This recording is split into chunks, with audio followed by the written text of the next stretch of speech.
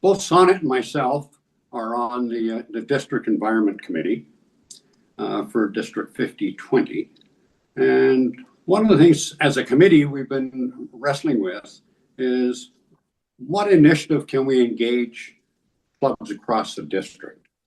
And it just so happens there is an existing program that we've expanded on a little bit, and we're calling it a butt challenge. So I'll let Sonnet introduce what this challenge is. Okay, so this is the Big Butt Challenge 2026. It's a butt picking contest that we are hoping every club in the district will become involved in. We do have a web page on the district site. It's called the Big Butt Challenge. It's a sub page under environment. It's one of the programs from the main menu that tells you everything about it.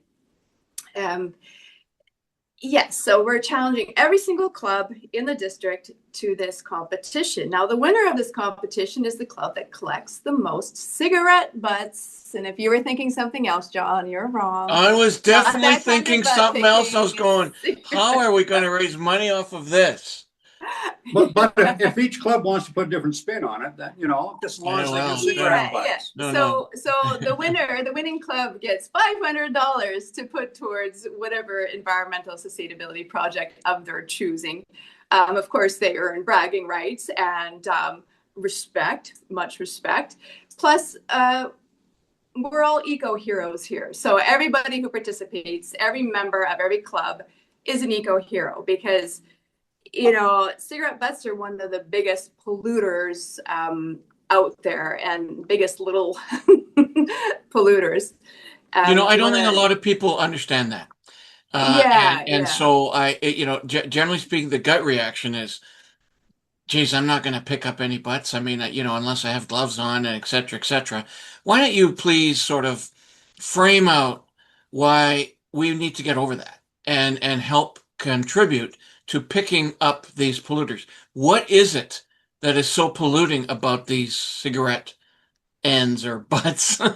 Yeah, the cigarette butts. Well, some little factoids, like every year, 4.5 trillion cigarette butts are discarded into the environment. And of course, they're eyesores, but they're toxic waste. And the cigarette filters are not only packed with pollutants, but they're plastic, they're acetate. I don't know, do you have your little things? Like, here's something, let's give you some good fun details here. The filters on cigarette butts are made of cellulose acetate, which is a man-made single-use plastic material. Each filter is composed of roughly, 15,000 microfiber strands, which decompose into microplastics. In total, cigarette butts contain more than 4,000 chemicals, more than 50 of which are considered human carcinogens.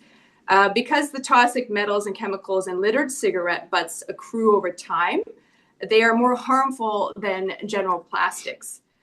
And cigarette butts are one of the most enduring and widespread and hazardous forms of a litter. Animals ingest them. This is like small animals, birds, and marine life. They mistake them for food, which can lead to ingestion and then poisoning, of course, death. The plastic fibers in those filters, they do not break down. That's why they're one of the most persistent threats to wildlife. In the ocean, the cigarette butts are the number one marine litter, more common than plastic straws and bags. They seep arsenic, lead, nicotine. They poison fish, birds, and even coral reefs. One cigarette butt has the potential to pollute up to 1,000 liters of water. So even if you only collect one, you are an eco hero. Well, this is extraordinary. We all hear about microplastics and how it's moving through the food chain, and it's in these butts, and it doesn't break down, but it is going into the ecosystem and it's going through the food chain. Sonnet just talked a little bit about how it's affecting wildlife. Well, it's you may have heard that recent research, medical research, is finding microplastics in us. In people, It's not only in us, we're passing it through infants, and it's the jury's out with respect to how that's affecting health. Yeah, But, well, I don't think so. it It is clearly a significant impact. It's polluting. It is harming animals. It's harming humans. What a great initiative. Okay, Well, I don't think people realize that cigarette butts, the filters, are made out of microplastics. Now, here's something else people don't know is that cigarette butts are recyclable. And with this particular challenge and many other similar campaigns being done globally, is when the collected cigarette butts, rather than going into the landfill, they get shipped for free to TerraCycle, which is an organization that has a very wide range of recycling for items that you don't typically think you can recycle. And one of their free campaigns is the cigarette litter recycling campaign. And the shipping is free. So that's why this is a really easy and way for the clubs to get engaged, because it's not just going into the landfills. It's going to be not just recycled, but turned into composite material that gets then added to other similar composites and turned into, we'll call it plastic lumber. So for picnic benches and everything else. And on our webpage, we have outlined what to do as part of participating in this challenge.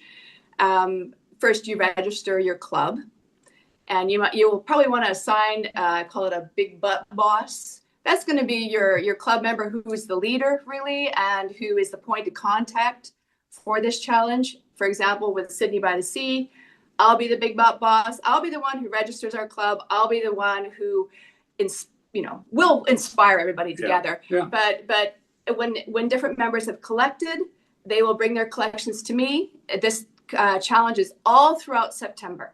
So it's the whole month. It's not just one day where, you got the whole month to do it. You can do it as an individual club. You can do it one day, or you can do it every day. You can do it as a group. You can do it individually. You can ask friends and family to help you out. Okay, that's fantastic. So let's just review that, okay? So somebody's watching this, and they're going, I want to be involved. Yes. And they are a member of a Rotary Club in Lower Vancouver Island. They would then approach you.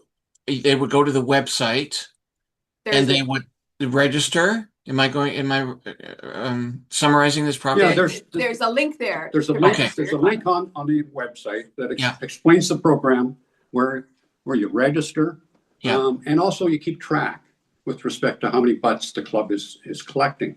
So the sort of the steps go is that you'll register your club. There's a link there that says register your club here, and then you prepare. Like maybe individually, you get yourself some gloves and some tongs or litter pickers, however, again, personally you like. Then you'll collect your cigarette butts. You can, like I said, one day or all days. There's information on there about hot spots, where to look. Yeah. Any swag? You got any? Benches. Are you selling t-shirts? Are you selling t-shirts? No, not at this point. This is our first year doing this. Maybe as we grow the competition year after year. So you collect your cigarette butts and you keep track of them. Like it doesn't make a lot of sense to try to count them as you're collecting them. But an easy way to do it is you have a container and you only count it once. For example, this container is 200 cigarette butts. So now that I know, every time I fill it, it's 200, and I keep track of that. So individually, your members keep track of it. They submit all their stuff at the end of the month to the big butt boss.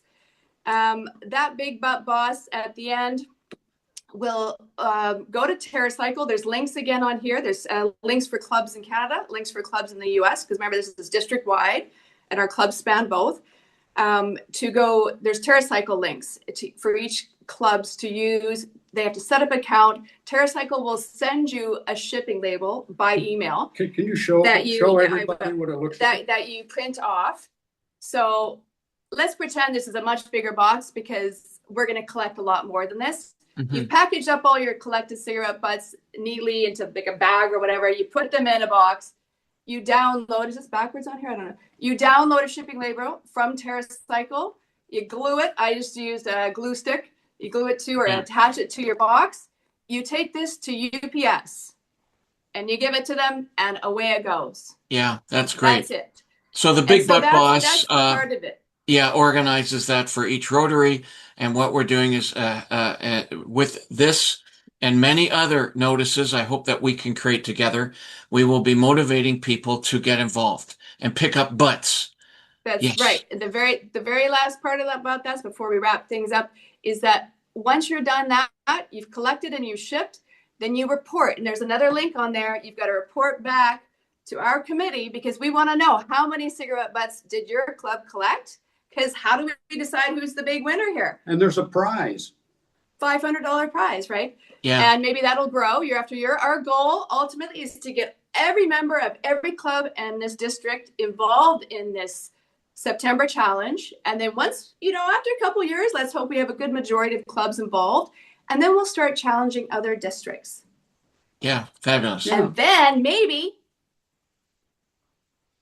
other countries around the world, outside of North America. Well, I would suggest not maybe. That's what we will do. It all starts on the ground level with the club.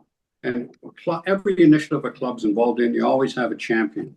So what we're asking for is the club designates a champion, as Sonnet's called him, the Big Butt Boss. The Big Butt Boss, if you like. And the BBB. Approach it like any other club initiative. And it's an environmental initiative that's really not all that encumbering. And a lot of clubs, I think, are wondering, what can I do to help sustain the environment? Well, here's one little piece that you can get involved in. Okay, we're going to people, please do, and let others know. Yeah, what we will do is we will provide updates. We will do regular interviews, and we will publish those across our social media channels. Yeah. And we will encourage folks and keep them updated, answer any questions they have. And of course, as I'm affiliated with Sydney by the Sea Rotary, I will already congratulate you on winning because I know you'll win. You're very motivated members. Wow, we'll see. And also, I'll just point out on that web page at the bottom, there's a section called More About Butts. There's some really useful links to some videos. There's a couple of videos involving TerraCycle interviews with them and how they actually process this. There's just generally some cool information. There's this book called Butts that actually my dad, who happens to have been a Rotarian for very long, has put together a lot of really cool information. I encourage people to go there and check it out. And then you'll start to really get into this. And this is for everybody out there participating. You'll start to see butts everywhere, and it'll drive you insane not to pick them up.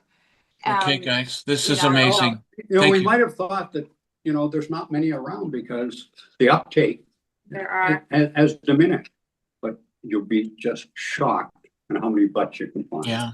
Well, so thank you for this. Please get engaged and help the environment. Yeah. Can you see this? Yes. Yes, protecting the environment. Yeah. That's what we're doing. Thank you both. We'll be in touch and we'll keep our ever-growing collective and community of butt collectors updated. Thank you so much. Butt pickers unite. Right on. Take care now. Bye. Thanks, John. Thanks.